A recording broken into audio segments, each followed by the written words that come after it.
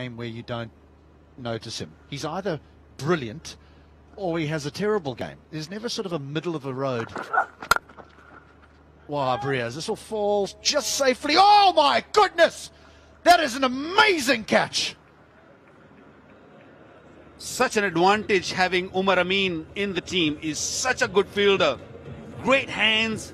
He balanced himself really well. He kept his eyes on the ball and needed to dive a little bit. The checking a no ball, but no issues there with the no ball. You want to check the catch, but watch that. Watch him go, Umar Amin. Watch his eyes on the ball. Beautiful full length dive. Grab it with both hands. Wonderful catch. Yeah, he'll think he's unfortunate, but he hit it in the air. You give someone a chance, and what a catch that was. He goes for 19. It's 134 for 6.